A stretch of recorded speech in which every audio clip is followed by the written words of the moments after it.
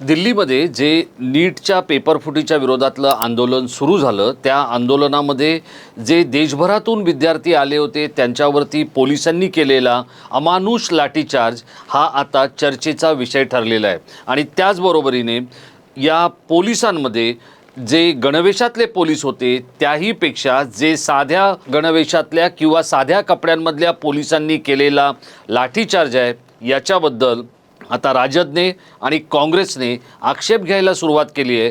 तर महाराष्ट्रातील सदा खोत यांच्यासारख्या नेत्यांनी या आंदोलकांना आंदोलक न म्हणता थेट आतंकवादी म्हटलेलं आहे। त्यामुळे नवा वाद पेटण्याची चिन्ह आहेत आणि यातही जी दृश्य सोशल मीडियावर आपल्याला बघायला मिळत आहेत त्या सगळ्या सोशल मीडियावरच्या दृश्यांमुळे या सरकारबद्दल आणि विशेषतः मोदी आणि शहा यांच्या अहंकारी आडमुठेपणाबद्दल प्रचंड जनक्षोभ हा देशामध्ये उसळलेला आपल्याला दिसतोय।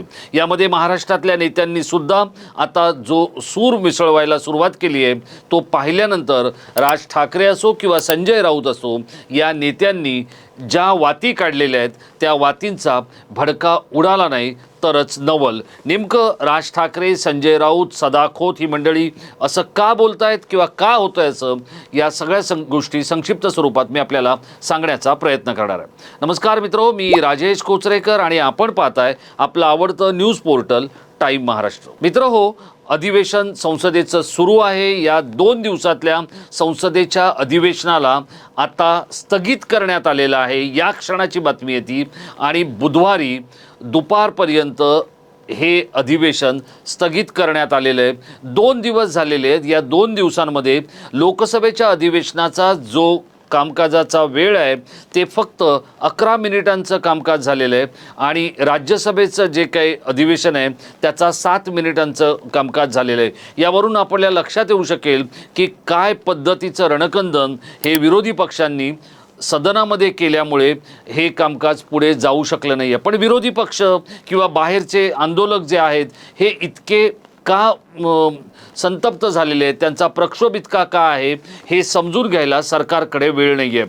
आणि मग यावरती दाद मागण्यासाठी जंतर मंतरवर आलेल्या हजारो युवकांवर, युवतींवर आणि निरपराध विद्यार्थ्यांवर ज्या पद्धतीचा लाठीचार्ज हा करण्यात आला त्यातलं एक दृश्य हे मी सगळ्यात आधी आपल्याला दाखवतोय। एक तरुण आहे, तो पोलीस आल्यानंतर पळतोय। यातल्या एका पोलीस कर्मचाऱ्याने त्या तरुणाला कशा स्वरूपात पाडलं हे आधी आपण या दृश्यामध्ये बघू शकतोय आणि त्यानंतर त्याच्यावरती लाठीचार्ज केला गेला, त्याला तुरुंगातही टाकलं गेलं। आधी आपण हे दृश्य बघूया। या दृश्याने संपूर्ण देशभरात प्रचंड संताप निर्माण झालेला आहे। आता आपण पाहिलं की हे दृश्य किती संतापजनक आहे आणि याच दृश्यावरती राज ठाकरे यांनी प्रतिक्रिया दिलेली आहे। राज ठाकरे म्हणालेत की सरकारची स्थिती मानसिकदृष्ट्या खराब झाली आहे का, आणि हे दृश्य पाहिल्यानंतर किंवा एका महिलेचा दादरमधला एक व्हिडिओ मी आपल्याला पुन्हा दाखवतो। हे जे काही व्हिडिओ आहेत हे समाज माध्यमांवर फिरतायत। यूट्यूब चॅनेल म्हणून चालवताना आमच्यावरती काही मर्यादा आहेत आणि त्यामुळे ज्या गोष्टी सॅटेलाईट चॅनेल दाखवू शकतं त्या गोष्टी यूट्यूब चॅनेल दाखवू शकत नाही आहे। पण त्याच वेळेला ज्या गोष्टी सॅटेलाईट चॅनेलच्या नजरेतूनही सुटत आहेत आणि यूट्यूब चॅनेल दाखवू शकत नाही आहेत त्याच गोष्टी वेगवेगळ्या समाज माध्यमांवरून ही तरुणाई एकमेकाला फॉरवर्ड करते, एकमेकाला पुढे पाठवते किंवा एकमेकापर्यंत ती हस्तांतरित करते। हे बघितल्यानंतर संपूर्ण देशभरात याचं किती मोठं पेव फुटलं हे आपल्या लक्षात येईल। चेंबूरमध्ये आंदोलन सुरू झालेलं आहे, कल्याणमध्ये आंदोलन सुरू झालेलं आहे, महाराष्ट्राच्या वेगवेगळ्या भागामध्ये आंदोलन सुरू झालेलं आहे आणि जंतर मंतरवरच्या आंदोलनाला पाठिंबा देण्यासाठी हे आंदोलन सुरू झालेलं आहे। राज ठाकरे यांनी सरकारला मानसिकदृष्ट्या रुग्ण ठरवलेलं आहे। तर या जंतर मंतरवर आलेल्या तरुणाईला अतिरेकी ठरवण्याचं किंवा आतंकवादी म्हणण्याचं काम सदा खोत यांनी केलेलं आहे। सदा खोत यांचं जर आपण राजकारण पाहिलं किंवा त्यांची जी काही लाळघुटेपणाची वृत्ती पाहिली तर ती काही महाराष्ट्राला नवीन नाही आहे। अनेक पक्षांचे नेते आणि अनेक वेगवेगळी दुकानं या आपल्या राजकीय स्वार्थासाठी लाळगोट्या पद्धतीनं काबीज करणारे सदाखोत ज्या वेळेला निरपराध नागरिकांवर किंवा विद्यार्थ्यांवर आतंकवाद असा उल्लेख करतात त्यावेळेला आधी आपण सदाखोत काय म्हणालेत ते सुद्धा बघूया। मी आज त्यांचा उल्लेख मुद्दाम सदाखोत करतोय। त्यांना आदराने लोक सदा भाऊ म्हणतात, पण त्यांनी आपण भाऊ म्हणण्यासाठी सुद्धा पात्र नसल्याचं या त्यांच्या विधानावरून दिसतंय। सदाखोत काय म्हणतायत ते आपण पाहूया। मला वाटतं की मी आज या मतावर ठाम आहे की काही विद्यार्थी प्रामाणिकपणाला लढा देत आहेत, परंतु भाजप प्रणित विरोधी जी आघाडी आहे काँग्रेस समर्पित, ही आघाडी या देशाला अस्थिर करण्यासाठी आतंकवादी विचार या देशातल्या वेगवेगळ्या माध्यमातून पसरवत आहेत। आता आपण पाहिलं की सदाखोत यांनी दिलेली जी प्रतिक्रिया आहे ही या निरपराध विद्यार्थ्यांवर झालेल्या लाठीचार्जपेक्षा अधिक जखमेवर मीठ चोळणारी आहे। संपूर्ण राज्यभरात आणि देशभरात जेव्हा या आंदोलनाचा वणवा पेटलेला आहे त्यावेळेला संजय राऊत यांनी जनरल डायरने जालियनवाला बागमध्ये जशा पद्धतीचा अमानुष असा गोळीबार केला होता त्याच्याशी याची तुलना केलेली आहे। ते आज स्वतः इथल्या काही आंदोलकांना भेटायला सुद्धा गेलेले होते। संजय राऊत काय म्हणतात ते पण आपण बघूया। त्या तरुण मुलांवर मुलींवर ज्या प्रकारचा अमानुष लाठी हल्ला केला, अश्रुधूर सोडला, फरफटत नेलं, पाय तोडले, डोकं फोडलंय, जाऊन पहा तुम्ही। आम्हाला जालियनवाला बाग हत्याकांडाची आठवण। जालियनवाला बागेत जनरल डायरनं गोळ्या घातल्या, इथे भाजपच्या जनरल कायरने लाठीमार केला, अश्रुधूर सोडला, लहान लहान मुलींचा आक्रोश पाहिला।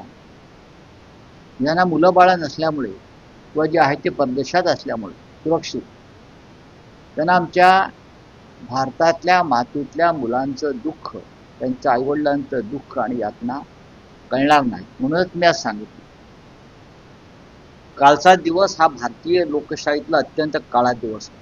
आता आपण पाहिलं संजय राऊत यांनी केलेली जनरल डायरची जी काही तुलना आहे या मोदी राजवटीशी, ती हा लाठीचार्ज किंवा तुमच्यापर्यंत तुमच्या स्मार्टफोनवर आलेल्या वेगवेगळ्या समाज माध्यमांमधल्या प्रचंड अशा ओघामुळे किंवा प्रवाहामध्ये जे व्हिज्युअल्स तुमच्यापर्यंत पोचत आहेत किंवा जी दृश्य तुमच्यापर्यंत पोचत आहेत यातली अनेक दृश्य तुम्हाला विचलित करू शकतात।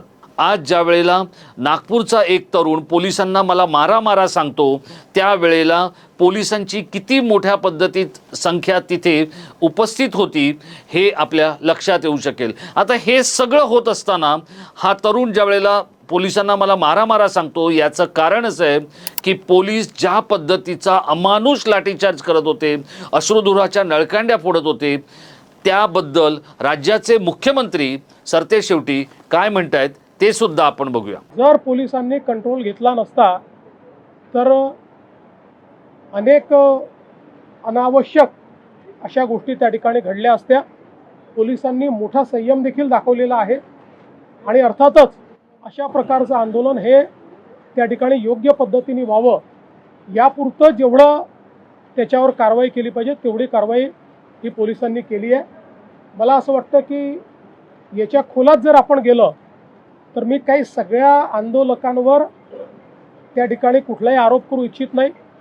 काही लोक चांगल्या भावनेने देखील करत असतील, पण हे निश्चित आहे की त्याच्यात असे लोकही घुसलेले आहेत की ज्यांना आपला स्वार्थ साधायचा आहे, ज्यांना या नीटशी काही घेणं देणं नाही आहे, ज्यांना केवळ अराजकता तयार करायची। आता आपण पाहिलं देवेंद्र फडणवीस असं म्हणतात की या आंदोलनामध्ये राजकारण करणारे काही लोक शिरलेले आहेत आणि त्यामुळे या आंदोलनाला वेगळा रंग आलेला त्यांना दिसतोय मुख्यमंत्र्यांना। पण मुख्यमंत्री महोदय मला एक सांगा, 30 दिवस हे आंदोलन सुरू होतं, जर नरेंद्र मोदी इतके विश्वगुरू आहेत आणि त्यांना अगदी छोट्यातल्या छोट्या माणसापासून उद्योगपतीपर्यंत सगळ्यांचं दुःख कळतं म्हणून ते विश्वगुरू आहेत असं जर तुम्हाला वाटत असेल तर 30 दिवस वांगचुंग हे उपोषणाला बसलेले आहेत, अभिजित दिपके उपोषण करतायत, हजारो विद्यार्थ्यांचं समर्थन मिळतंय, नीटच्या परीक्षेवरून सगळीकडे काहूर माजलेलं आहे, तुम्हालाही एक तरुण मुलगी आहे आणि ज्या वेळेला तुम्ही ही दृश्य तुमच्या हातातल्या स्मार्टफोनवर आणि टॅबवर जेव्हा बघत असाल त्यावेळेला एक वडील म्हणून तुमची जी काही प्रतिक्रिया असेल ती प्रतिक्रिया जर प्रामाणिकपणे एका बंद खोलीमध्ये तुम्ही स्वतःशीच जरी बोलू शकलात तर एका चांगल्या राजकारण्याने या संपूर्ण तरुणांच्या आंदोलनाकडे बघण्याची दृष्टी बदललेली तुम्हाला स्वतःही जाणवेल. मित्रहो, तुम्हाला या संपूर्ण लाठीचार्जबद्दल आणि या अमानुष मारहाणीबद्दल काय वाटतंय? देशभरात या अमानुष लाठीचार्जमुळे जो काही वणवा पेटतोय किंवा पेटण्याची शक्यता निर्माण झाली आहे याबद्दल आपलं मत काय आहे या व्हिडिओच्या खाली आम्हाला जरूर लिहून कळवा. धन्यवाद.